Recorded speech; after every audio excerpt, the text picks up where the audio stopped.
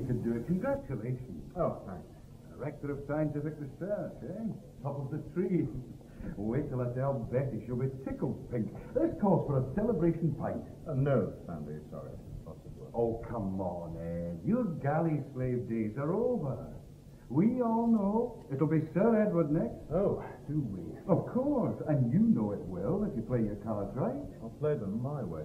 Close to your chest, as usual, eh? Dark horse. Well, you know me. I used to. You don't even have time for your old mates these days. Months since you had supper with us, not like the old days. No, well, time does fly. I know. And remember, time and tide wait for no man. It's later than you think, Eddie, old son. It's hardly 1 foot in the grave time, is it? Oh, come on, Ed. You know what I'm on about. No, really, Betty and I worry about you. Betty was just saying you should socialize more. All work and no play. You can tell Betty not to add me to a list of lost causes. Music provides all the socializing I need. This is us. Ground floor? Yes. Ed, it seems to me that at 40, a man should have more to go home to than his compact discs and a few concerts on Radio 3. You never give up, do you? Ever since university, you and Betty have been trying to pair me off with some girl or another. What's wrong with that? Look, I'm no fool. I've been around. I could find a wife any time I had the notion. Well, I don't know all those lovely girls, eh?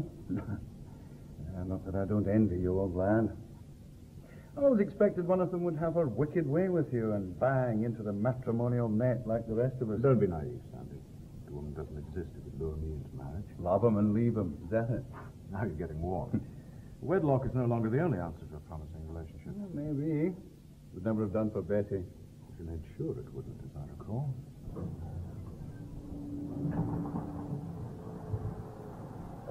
Look at that. Throwing it down. Damn rain never stops in this city. Don't suppose there'll be a taxi anywhere either. No car? No, Betty has it. Meals on Wheels Day. I could give you a lift. Oh, great. I promised to meet the kids in town, but that's a wee bit out of your way. It is, rather. Oh, well. Too bad. Must be off. See you when you get back from Denmark. Yeah. Selfish swine. You haven't changed much, Edward, old son. Now, well, I suppose ruthless disregard of anyone but yourself is the way you make it to the top. Lucky dog.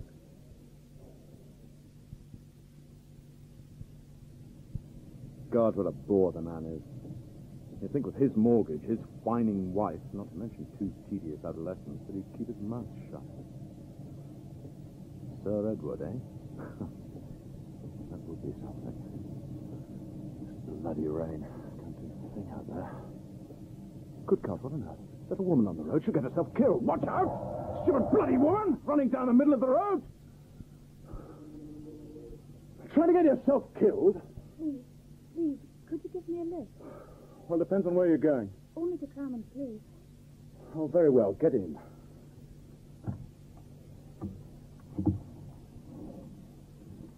Thank you.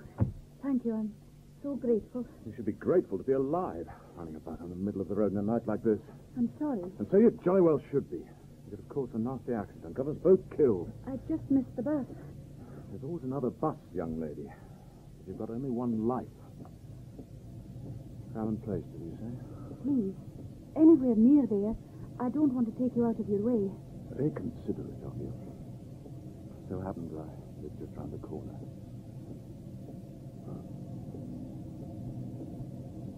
The scent of roses. Yes, roses. You brought the smell of roses into my car. Do you like roses, then? Crazy about them. My favorite scent. Is it really? The scent of roses? You know, it almost makes up for scaring the life out of me. Where are you from? From? Oh, up near Glenetters. Do you know it? Only by repute. Isn't that the Fairy Glen? So people say. The Fairy Glen, eh? You don't believe in all that nonsense, do you? And what nonsense would that be now? Ghosts. Unearthly happenings. Things that go bump in the night. Kids stuff, all that rubbish. Oh, I see. Rubbish. Yes. Strictly for gullible old ladies. Not for pretty young girls like you. Do you think I'm pretty? Yes. Very pretty. Doesn't your mirror tell you that? Oh, I never look in the mirror. It makes a refreshing change. Most young girls do nothing else. Do you do this sort of thing often? What do you mean? You know, scaring innocent motorists to death. I was going to be late home. Better 20 minutes late in this world, young lady, than 20 years too early in the next. I just wanted to get home quickly. I didn't want to worry my mother. I'm not surprised. Taking lifts from strange men would give most parents the horrors with all you read in the papers these days. Like some music. Put them in their places carefully. No concert on 3, I'm afraid. Maybe you prefer heavy rock. No, nothing like that. So you like music too? Breath of life, my dear. There's a lot to do. Oh, yes. Someday I'll find you, moonlight behind you, true to the dream I am dreaming. You have a lovely voice. You like my voice? I do. It's beautiful. Usually I just sing to myself when I play the piano. Not very well. I'm sure you're being modest again. I'm not being modest. You're very kind. I'm not noted for it. Oh, be careful. Gosh, what's wrong?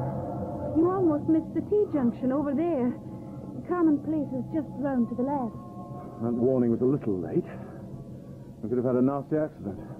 Half a minute. I'll reverse. Number 65.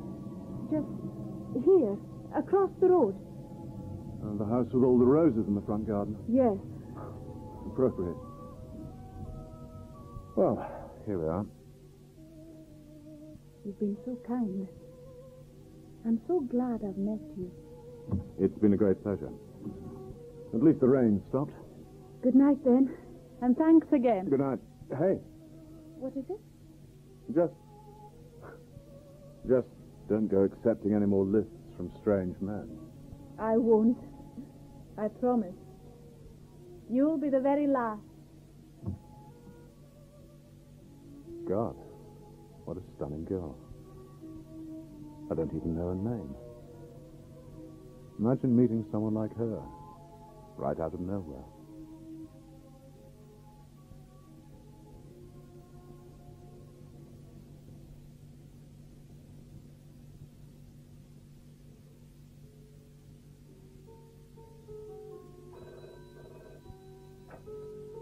Hello, 4764. Eddie, it's Sandy. How are you?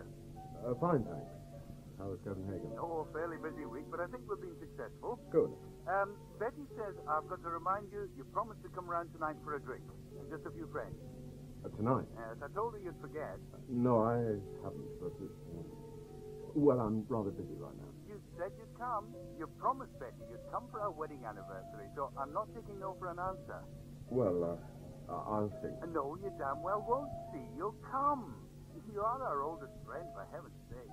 I'll do my best. Yes, do that, just for once, to please Betty. It would mean rather a lot to her right now. Is that so? So she got lined up for me this evening. Nobody, honestly, Ed, nothing like that, I swear. She just wants to see you. And stop being such grouchy. Poor old Betty worries about you. Oh, for God's sake. Look, anyway, my car's in for servicing. Oh, I'll come round for you. No. I'll take a taxi. I've got to meet someone first. At Common Place. You will come, though? It depends how long this meeting takes. I'll try to pop in, promise. Just for an hour.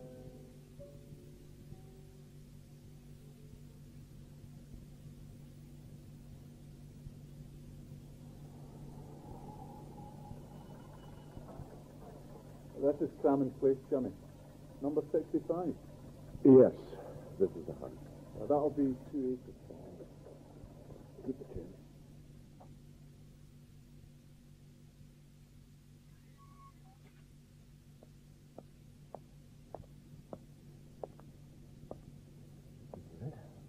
The house with all the roses.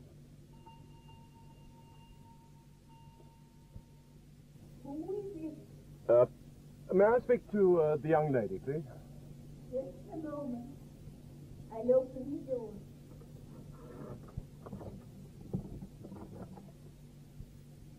Yes? Good evening. What marvelous roses you have in your garden. What is it you're wanting? I'm not buying anything today. Nothing like that, I assure you. It's the young lady who lives here. Your daughter, is she? My daughter? Oh. Is it Jeannie you would be meaning? Jeannie. Jeannie, yes. I found this umbrella in my car. She must have left it when I gave her a lift.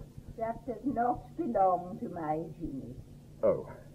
Well, now that I'm here, I wonder, could I have a word? What kind of a word is it you're wanting? Oh, just to talk to her. She is your daughter. You have the same accent. Everyone says that. I'd like to talk to her if she's at home. My daughter isn't at home. She is dead. Dead? Yes. My Jeannie is dead.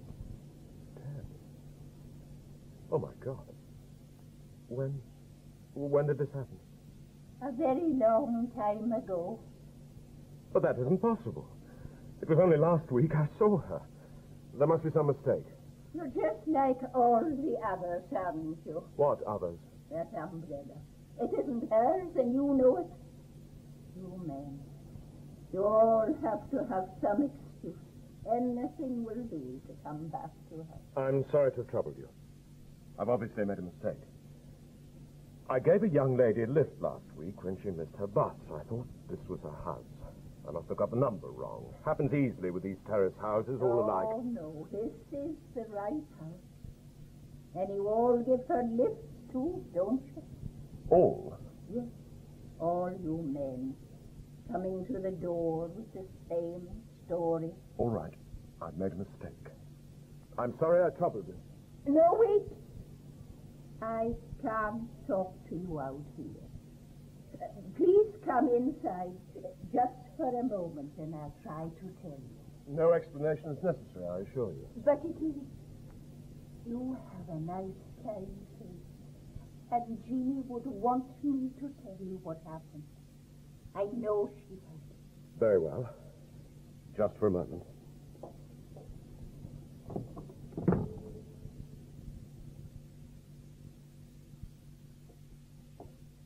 Please sit down.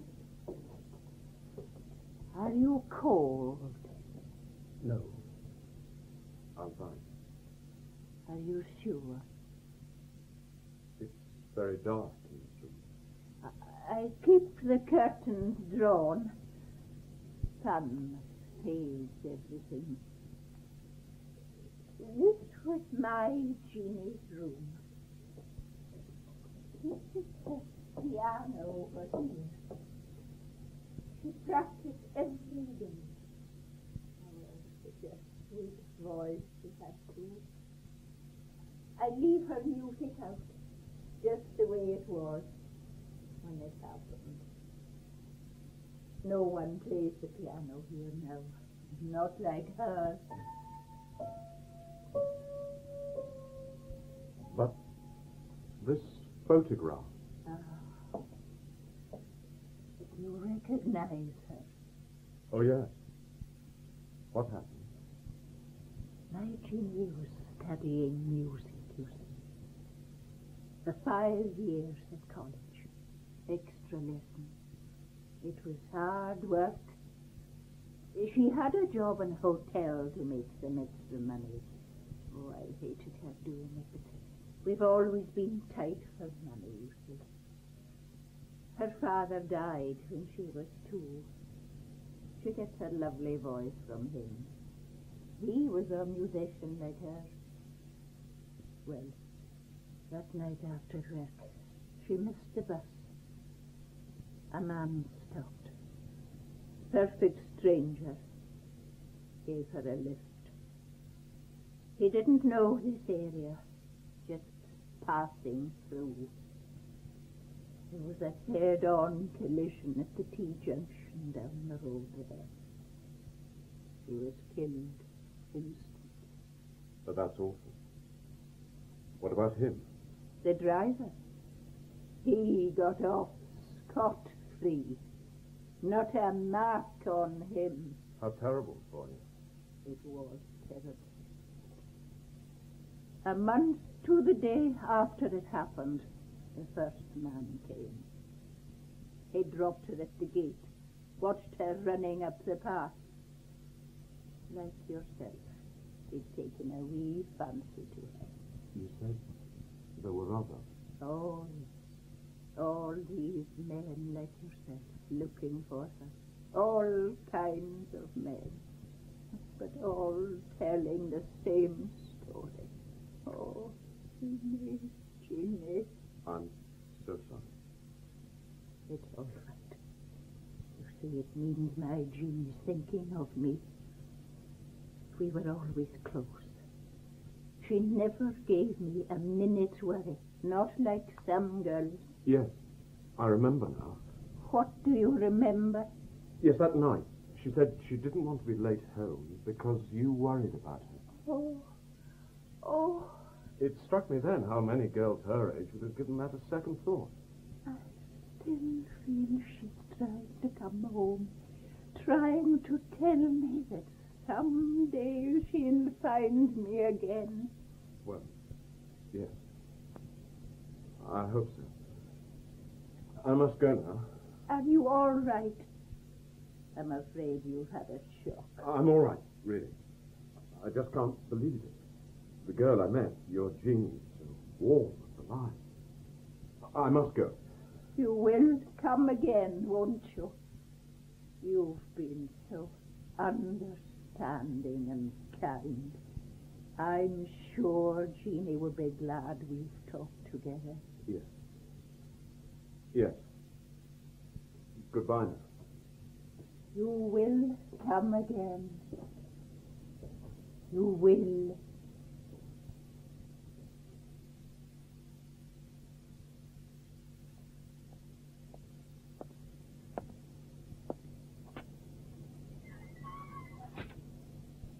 God, I need a drink. This can't be real. I think I've just met a mad woman. Jeannie. That lovely girl. A ghost. I can't believe it. That woman isn't fooling me. Is she? Oh, God, I need a drink.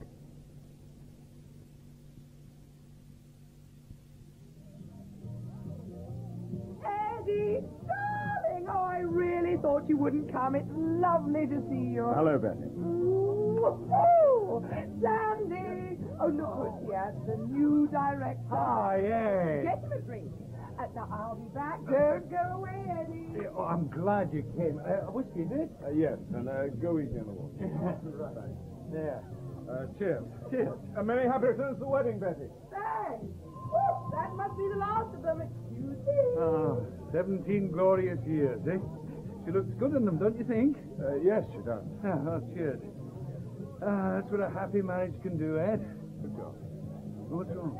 That girl, over there. Which girl? The blonde. Oh, that's Margaret. Teaches with Betty. She's a cracker. Off you go. Introduce yourself. No, not Margaret, Sandy. I know her. No, the other girl. What? Oh, I'm sorry, I can't hear you. Somebody's turned that blasted music up. Deafening. Hang on, lads. The neighbors will be complaining. Oh. Hello again. You must be Edward. I was hoping I'd find you. This is the last place I expected to see you again. Stranger things have happened. Don't I know it? So that mad old woman was just lying to me. What mad old woman? It doesn't matter. Jeannie. That is your name, isn't it? No, it's Gina. Just Gina. Gina. From the Fairy Glen. Thank goodness you're real. Real? Yes, wonderfully real. Come on, folks. Here's something with a touch of class. Have to dance to your supper. Come on, Irene. Oh, come on, everybody. Someday I'll find you, moonlight behind you, true to the dream I am dreaming. I love this song, don't you? missed our tune. Oh, yes. Remember, in the car? I owe you an apology. Not at all. Just don't make a habit of begging lifts from strange men. It could have been a fate worse than getting home late. But you were so kind. Well, you were lucky. Crammon Place is a long way from Glen Echo. Have you lived here long? I study music here. On that ancient piano. I hope it's worthy of you. It's a very good piano, and it's in perfect tune. I'm sorry, I didn't mean to be rude, but And how do you know about my piano, anyway? I called at your house to return an umbrella. I didn't have an umbrella, Edward. I wouldn't have needed a lift if I'd had an umbrella. I know. It was just an excuse. I wanted to see you again. I wanted to see you, too. I've thought of you. I've been thinking of you. I've even willed us to meet ever since that night. Do you believe that? I believe anything of you, Gina. And we didn't even know each other's names. But I knew you loved roses and music, and that made you very important. And I knew that you were, well, one of the loveliest girls I'd ever met. Kind, sweet, a bit old-fashioned, I suppose. Oh, yes. I'm very old-fashioned. I've always looked for a man like you. Distinguished, old, handsome. Thank you, Gina. Look, we can't talk here. Can't we just slip away somewhere quiet? I think that's an excellent idea. Good. What is it they say? Your place or mine? Your place. I live just around the corner.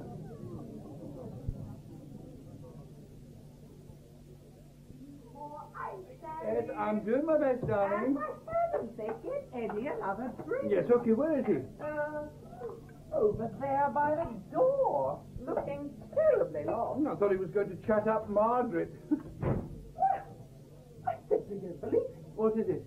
Eddie, he's just opened the door and gone out. Taken his coat and left without a word. Typical. He always was a disagreeable sort. But Sandy, just to leave like that, without even a thank you.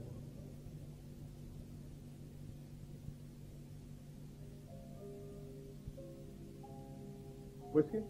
Not for me. What a lovely room. Yes, I'm rather pleased. I feel so at home here. All these beautiful things. I collect Georgian furniture. Costs a bomb, but it does keep the original character of the room. Sure you won't have a drink? No, I just want to sit here and take it all in. The Chopin captures the atmosphere perfectly. Bit different to Crammon Place, eh? Mrs. Dixon's decor is a bit daunting, isn't it? Mrs. Dixon? Is that what you call her? She isn't your mother, then? My mother is dead. You could never mistake my mother for Mrs. Dixon. But I like living there. It's home from home. You're amazing. You're Mrs. Dixon. Don't you find her, well, a bit odd? Not really. Apart from her taste in wallpaper. She's very kind. Does her best. Much better than most student dicks. She told me quite an extraordinary story. What kind of a story? Well, that she was a widow with an only daughter. She must have liked the look of you. Yes, she would approve of you. I imagine you would be very much her type. I sincerely hope not. Telling you her life story, revealing all. It wasn't like that at all. And it wasn't her life story. It was about Jeannie. Oh, so she told you about Jeannie. She must have liked you, as I did that night. The sort of man I could trust. You can't judge by appearances. Oh, I can. I do it all the time. What did she say about poor Jeannie? Well, I don't want to scare you. Living in the house, I mean. Oh, you won't scare me. You knew that she was killed in a car crash, and that she was about your age. Yes, As a matter of fact, she looked a lot like you, I thought. is that so? And the likeness didn't end with looks. She also took chances with strangers, with not quite such a happy ending either. Just like the night I met you, wasn't it? Yes. Heavy rain. The car skidded. The driver escaped scot-free, but poor Jeannie was killed. almost outside her front door. Oh, but that isn't the end. I don't suppose it is. So you know what happened. According to your Mrs. Dixon, Jeannie's ghost still roams the highway on rainy nights. Oh, yes, and asks kind men to give her a lift home to Cromwell Place. Ludicrous, isn't it? Is it? You surely don't believe a word of such nonsense. Why should it be nonsense? Because the whole idea is preposterous rubbish. Listen, Gina, ghosts do not exist, except in storybooks and overactive imagination. And can you prove that? Look, I've spent my life dealing with facts. Scientific facts. From my own experience, I could prove to you that for everything in life, there is a perfectly logical explanation. But surely ghosts, as you call them, exist outside life. Therefore, your scientific laws can't be applied. But After all, Edward, you thought I was Jeannie. Do I not exist? of course you do. No doubt about that. But this Jeannie, well, your Mrs. Dixon hinted that all these men fall wildly in love with her. So? She must be a ghost of considerable personality to lure flesh and blood men. Perhaps they can't help themselves. I want a better explanation than that, Jean. Poor Edward. You can argue forever, but deep down you're not really convinced, are you? Something upset you, I can tell. Being made a fool of by your Mrs. Dixon, pretending to be Jeannie's mother, that's what's upset me. Doesn't it bother you, living with a mad landlady? No, Edward, she isn't that. Well, I intend to tackle your Mrs. Dixon about this fairy tale, and it's the very last thing I do.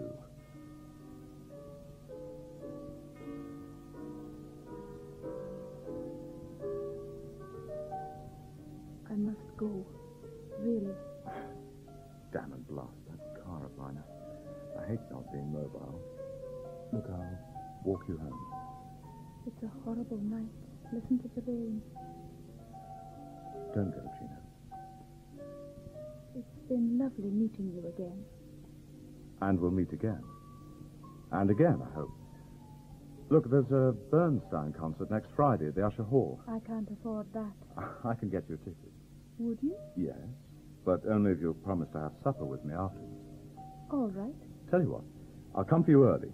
I'd like to tackle your Mrs. Dixon about her fantasies. Who knows? Maybe she'll give you your logical explanation. I don't always behave logically, you know. Ah, you have fantasies too sometimes, Edward. Gina, Friday's a long way away, and we're here, and I don't want you to leave. Dear Edward, I could kiss you if you like. Oh, Gina, I've never met a girl like you. A girl like me? Yes, Gina. A girl I would never want to leave.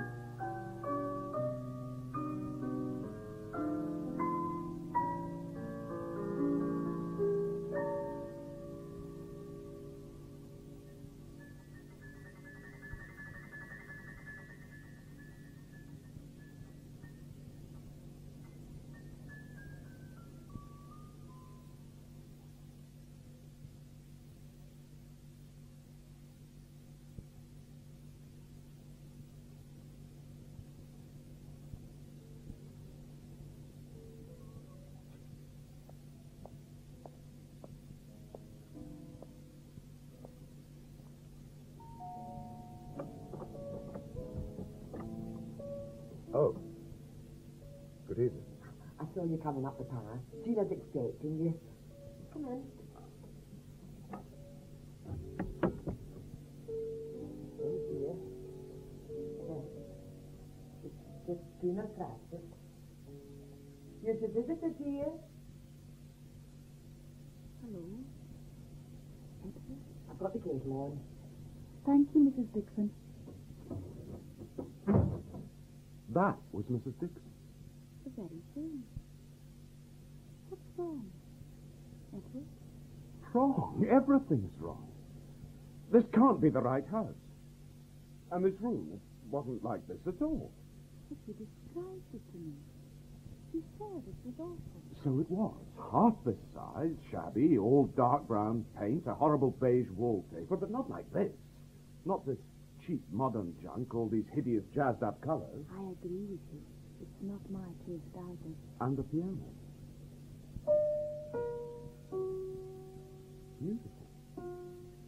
In perfect tune. The one I saw was old as the hills and upright. And there was a photograph. And Mrs. Dixon? What about her? She's not the woman I met. The woman who said she was Jeannie's mother. You said there was something odd about her. Odd, yes, but like this room, odd in a completely different way. How different? Well, your Mrs. Dixon's weird enough. There's skin-tight pants, that wild makeup, but Not like Jeannie's mother. the exact opposite. Hair straight back, no makeup, one of those awful working-class pinnies women wore in old movies.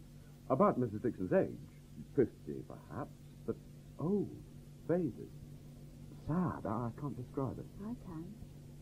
Like my mother. Louis! Louis! Yes, Mrs. Dixon, come in. Oh, thanks. You are kind. And I brought in a wee biscuit. No, thank you. We're having supper later. Oh, well, I'm glad to hear that. You know, I've yet to see Gina eat a thing all the time she's been in this house. I need very little. You know, this girl doesn't eat enough to keep a bird alive. Well, if there's anything else I can do for you. There is. Edward has something to tell you. Yes, of course. Please sit down, Mrs. Dixon. Yeah? Now, have we met before? Have I ever called at your home? No, indeed you've not. Well, Gina, Point 1, 3. may I ask something personal? Suppose so. This is your house. I mean, does it belong to you? Of course it does, and it's paid for too, yes, to the last penny. How long have you lived here? Well, I bought it when I moved from Glasgow. That's getting on for 20 years now. 20 years? This room. Well, when I was here last, it wasn't like this at all. It was dark, poky, gloomy. Oh, that must have been before my time. No, I like my rooms bright and sunny for my boarders. Was there a brown tiled fireplace over there? No fitted carpet, lino on the floor. Yes. And one of those terrible brown leatherette three-piece suites. An ancient TV, dark brown blinds at the window. Well, that's marvellous. What a memory you have. You've described this room exactly as it looked when I moved in. So you knew the previous owner? No, Oh, no. She didn't show you over the house? no, poor soul. She did not. She was dead by then. The house went on the market, fully furnished. It was a great bargain. Although it needed a lot of money spent on it, you know. There'd been a bit of a tragedy, you see, in the family. What kind of tragedy? Well, it seems that the poor woman's only girl had been killed. Car accident. At the T-junction, it's a nasty corner, that. And you've got to watch it, it's dangerous. She just accepted a lift. And from a stranger, too. What happened then? To her mother? She went dotty. That's what happened to her. Telling folk her daughter was coming home again. Poor little Jean. Did they put her away? Oh, heavens, no. She was quite harmless. To everybody but herself, that is. Apparently, the gas man found her. He had to break the door down. She's been lying there for weeks. With an overdose. Dreadful. Edward thinks the house might be haunted. I didn't say that. Yes, you did. Well, I've never felt anything. And Gina's perfectly happy here. I like it here. It feels like home to me. You know, one student I had, she didn't see anything. She just smelled things. What sort of things? Roses. And in this room. With a rose garden under the window, that's hardly surprising. Oh, but this was in February. And no, there was another girl I knew, the one before Christmas. Yes, the one who said she had the piano been played when the room was empty. I thought she was a bit odd. You know, I was glad when she moved on. I just hate anything creepy, you know. It gives the house a bad name. And I have my living to make after all. Of course. We must go, Gina. Well, I've fair enjoyed talking to you. And I expect we'll meet again when you come by for Gina. That's it. I've remembered something else. There was linoleum on this floor. And a rather nice early Georgian table. The only thing of any value in the house. A table?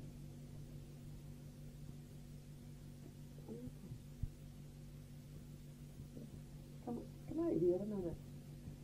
Here, look at that. Is that your table? Yes. It is.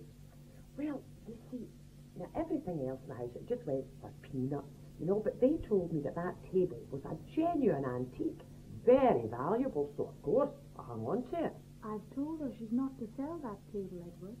I want it. We'll have to see what we can do. Come on, we really must be going. Well, have a good time, dear, and make sure she eats something now. I'm really worried about it, you know. I think you're a shadow. You won't change me. I'll always be like this. She's a very lovely shadow. Good night, Mrs. Dixon. Good night.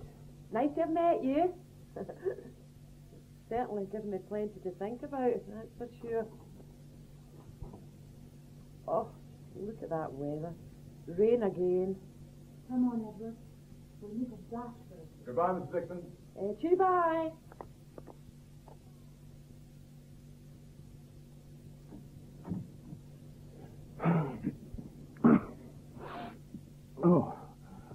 Oh, look at you.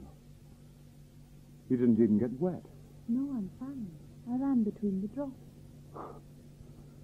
You're such a strange girl, Gina. I just don't know what to make of all this. When I came here last, I met someone who claimed she was Jeannie's mother, and she looked real enough to me. You're such a realist, Edward, aren't you? Not everything has to be real, practical, logical. I still think there has to be a logical explanation for this whole business. I wonder if you'll ever find it, Edward. Oh, just a moment. What's wrong? I've left a letter on the piano. Won't it do tomorrow? We're late already. Oh, no. I must post it tonight. You see, this is the last day. I'll run back for it while you're reversing at the T junction. Wait for me there. You'll get wet. No, I won't. I'll fly.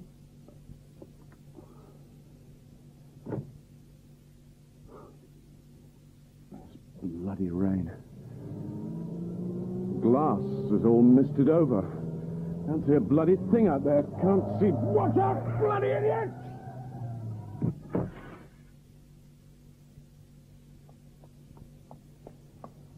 Oh, my God. What happened? He came at me like a bat out of hell. On the wrong side of the road. It wasn't my fault. Aye, right, son. Look, help me get him out. He looks pretty bad. God, it wasn't my fault. He looks awful. Is he dead? Look, there's a phone box across the street. Get an ambulance. Quick! Oh, I think he's dead. Oh, God. You can only stay a minute, sir. He's really very ill indeed. Thank you, miss. Ed? Ed, it's me, Sandy. Hello, old son. How are you? Sandy. That's right. And Betty. Here's Betty. Are the wedded here? How are you? Oh, you gave us all a terrible fright. Sandy, you feeling better now? You're lucky to be still with us. They took ages to get you out. Your car was a complete write-off. Betty. Where's Gina? Gina? Gina. Where is she? Why isn't she here? Who's Gina? Your party. Oh, that was Margaret, old son. You're all confused. Not Margaret. Other girl. What other girl? Who's he talking about, Sandy? Doctor's here to see the patient. You must go now. Nurse, has someone called Gina been in to see her? No one. But he keeps asking for her. Is she a friend of yours? Right, nurse. Draw the screws, please. Oh, poor Eddie. I think he's going to die. Poor old Ed. Who's this Gina? He said he met her at our party the other night. It was Margaret. I sent him over to chat up. Never saw him after that. I saw him leave. On his own. Gina. I don't know any Gina, do you? We don't know anyone called Gina. Are you friends of the patient? Yes. I'm very sorry.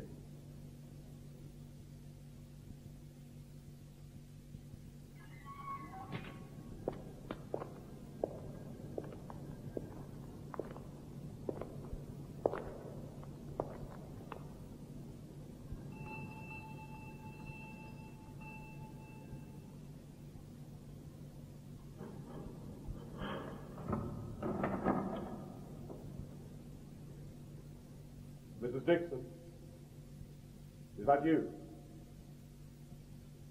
Is Gina there? I want to see Gina. What's all this about? Oh, my God. You're not Mrs. Dixon.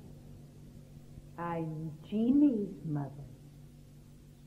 Surely you remember me. Where's Mrs. Dixon?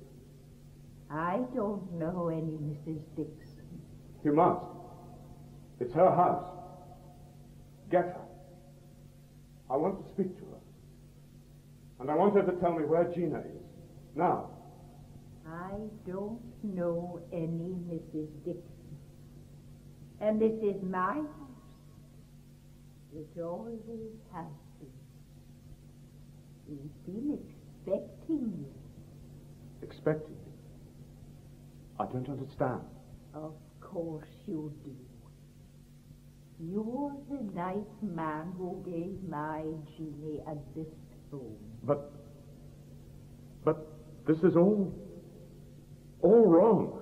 We knew that very first day you came that someday you'd find us again. Listen. She's playing for you. I don't understand. You will. Now, come away. No. No. But you must. I must. Don't you see? There's nowhere else you can go. Let go my arm. There must be some mistake. There's no mistake. My Jeannie's come home. And she's waiting on you. Listen.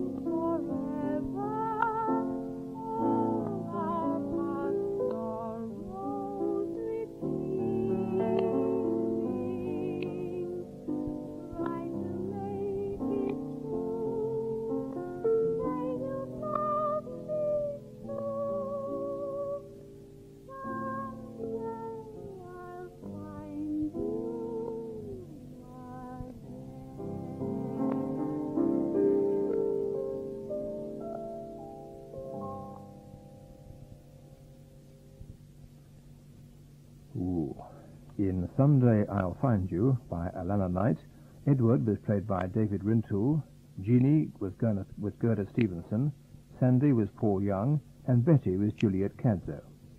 Jeannie's mother was Sheila Donald, Mrs. Dixon was Jan Wilson, the doctor Robert Trotter, the taxi driver James McPherson, and the nurse was Sharon Maharaj.